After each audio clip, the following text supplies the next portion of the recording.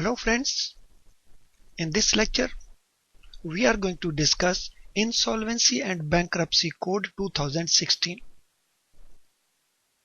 Friends, during the last 2-3 years there has been lot of discussion about problem of non-performing advances in banks.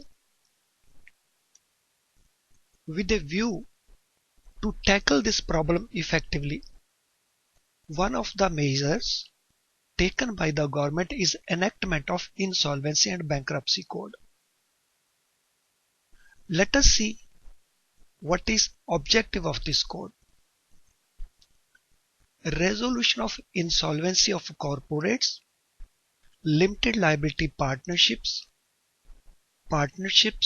and individuals by consolidating existing law. Existing law को consolidate करके companies की, एलएलपीज की, partnerships की जो insolvency है उसको resolve करना, this is main objective of this code. इस कोड को एनेक्ट करने से पहले there were certain other remedies available. So these remedies included the provisions in companies act 1956 and 2013 regarding liquidation. Provisions in Sikh Industrial Companies Act (SICA) 1985. Provisions in Recovery of Debts Due to Banks and Financial Institutions Act 1993 and provisions in SARFAESI Act 2002. So these acts, particularly RDDB and SARFAESI Act and Sikh Industrial Companies Act, they were enacted with a view, with a focus on recovery of bank loans.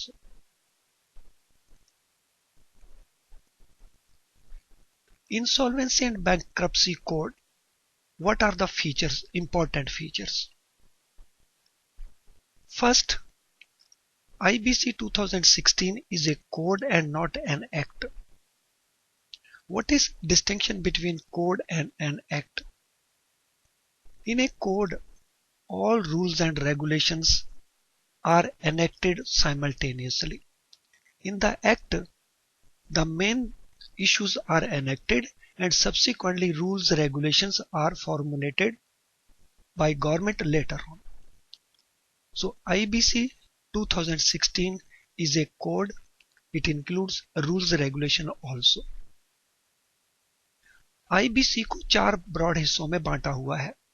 The first part, it is the definitions of various terms.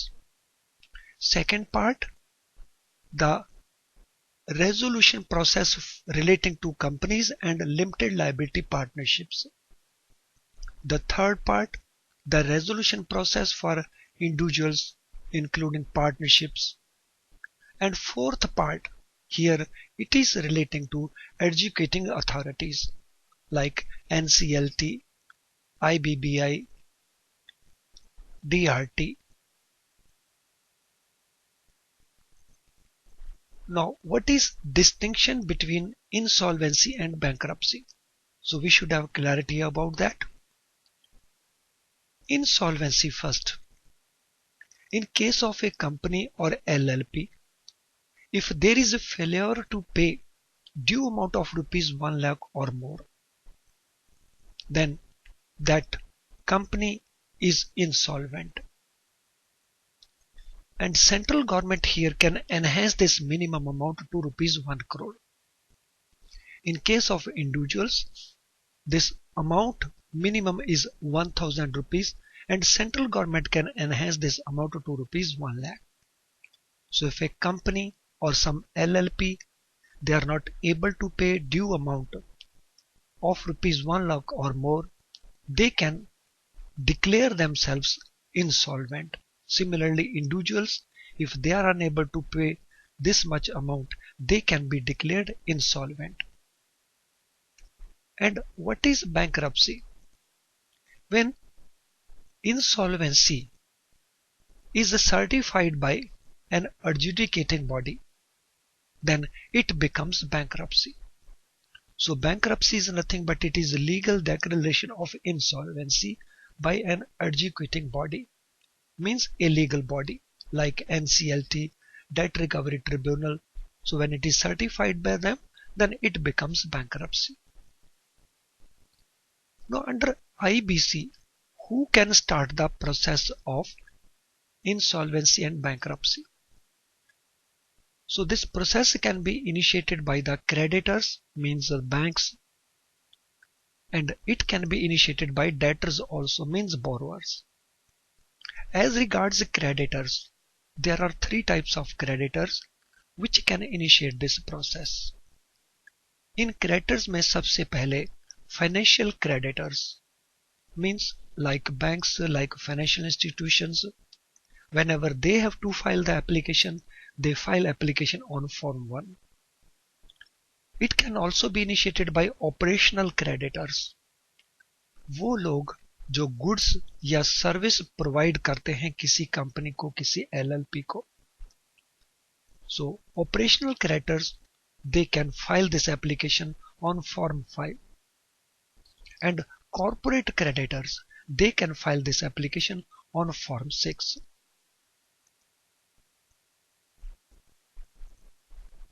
In IBC, a time limit has been fixed to resolve the issue.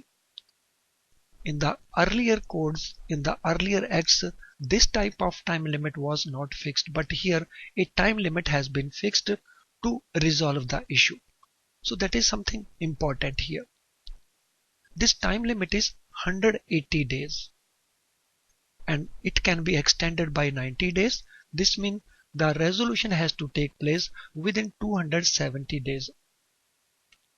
If it is a small company with a turnover up to rupees 1 crore, then this resolution time normally is 90 days and this can be extended by 45 days. So total period here it is 135 days. Now what is the process for insolvency resolution?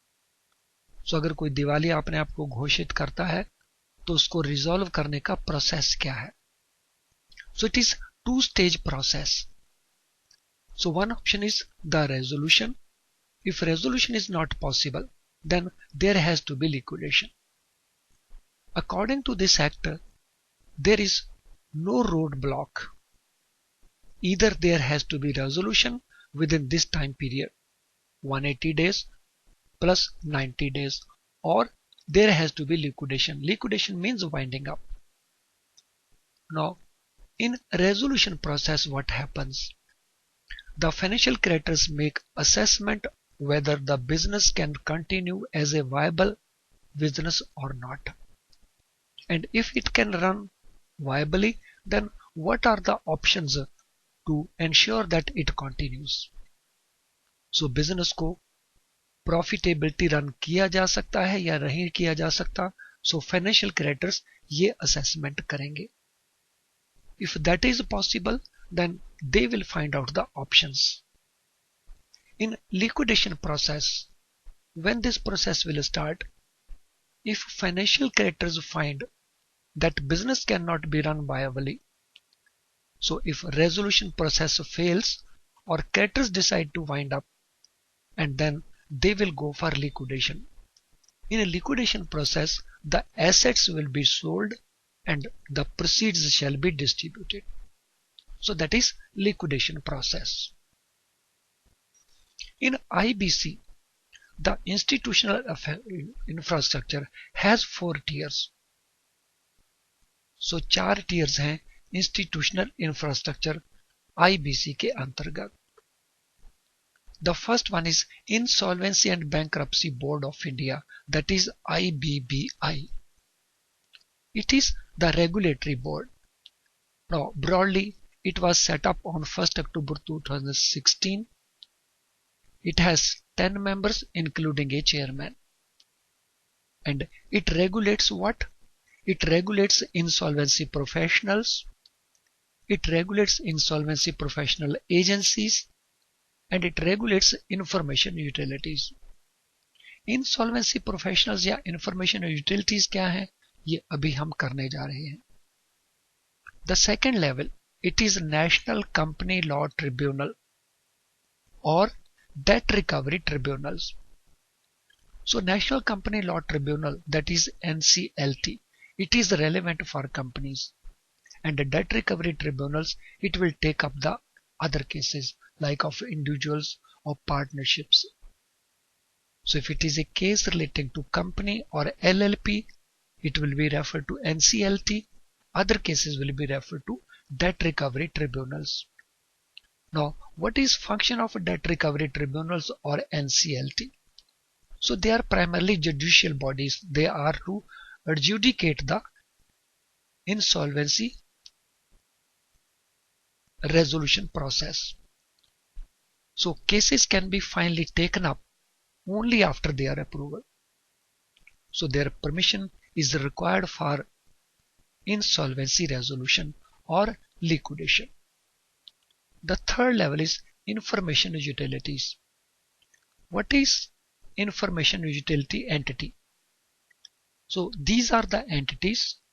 They will collect, they will collate, they will store, they will disseminate financial information.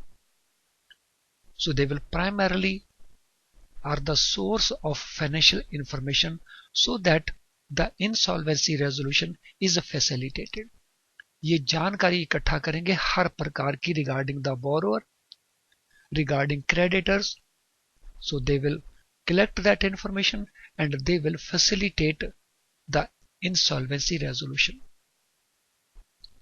And insolvency professionals. So what is role of insolvency professionals?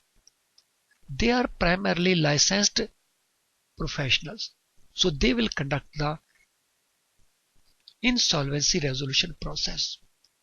Once a case is referred to NCLT, then board of that particular company is suspended.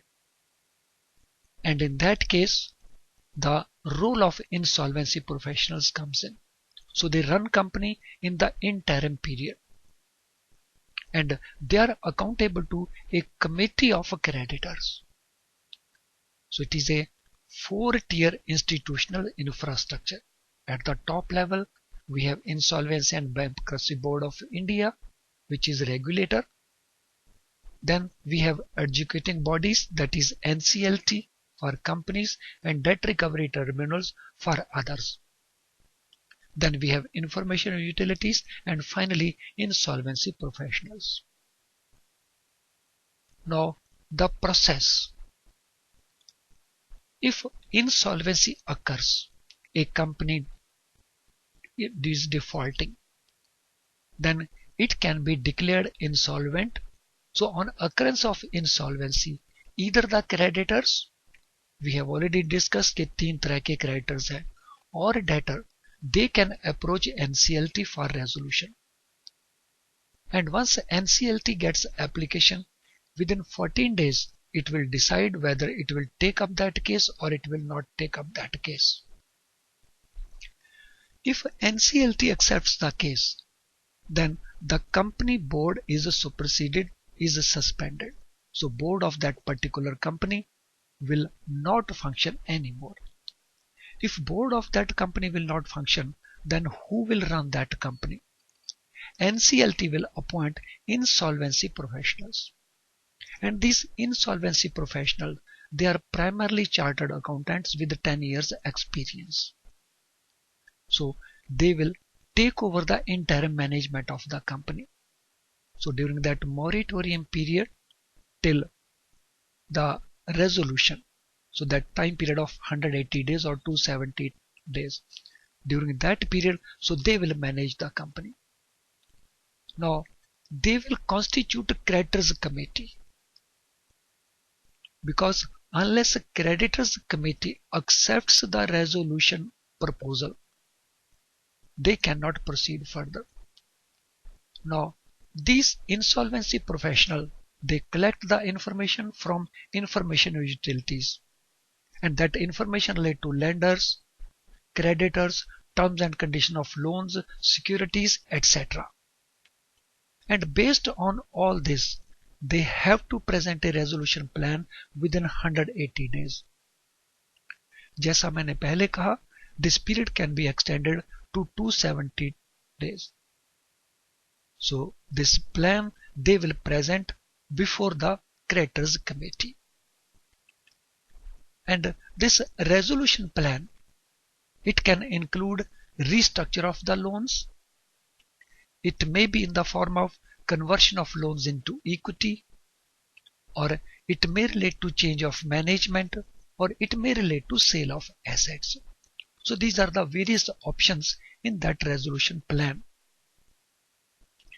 If there is consent of creditors, 75% of creditors by value, then that resolution plan is considered to have been approved.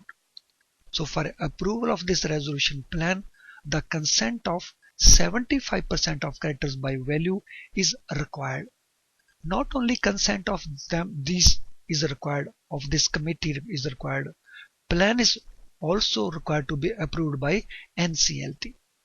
So once this plan is approved by them, then it is sent to NCLT for approval. And if they do not approve this proposal, then the process of liquidation is followed. Now here there are certain RBI guidelines also relating to provisions. So according to RBI norms, when a case is referred to NCLT, then banks have to make 50% provision. And when a case is ordered for liquidation by NCLT, then 100% provision for that loan has to be made by the banks. So this means there are very strict provisioning rules relating to the cases falling under Insolvency and Bankruptcy Code. Now, liquidation process. So what are the circumstances when liquidation is initiated? So liquidation को initiate करने के लिए these could be the situations. Situation number 1. Majority of creditors committee, that means 75% by value. So they decide to liquidate. वो decide कर लेते हैं कि ये कंपनी वायबली रन नहीं की जा सकती, hence उसके एसेट को बेच के रिकवरी की जाए. So they decide to liquidate. That could be first situation. Second situation, creditors committee does not approve that particular case. So they do not approve this resolution plan within a period of 180 days or a period of 278. Or NCLT rejects the resolution plan on technical grounds. And fourth one could be the borrower violates the agreed resolution. So these are the main situations where the liquidation process can be initiated. In the liquidation process, what is the priority of payments? So priority in liquidation or priority of payments is like this. First of all, the cost of liquidation shall be met out of the sold assets. So assets of the company which are sold and realized, the first appropriation will be towards liquidation cost. Second, it is dues of the secured creditors like banks, financial institutions, and dues of workmen for the last 24 months. So they will be paid. Then central and state government dues will be paid. And thereafter the workman dues, the employees dues, and other unsecured financial creditors dues, so they will be paid. So this is the priority in liquidation. Well friends, I'm sure the contents of this video will benefit you, and thank you for watching the video. In case you like this video, kindly do not forget to subscribe to our channel. And thank you once again.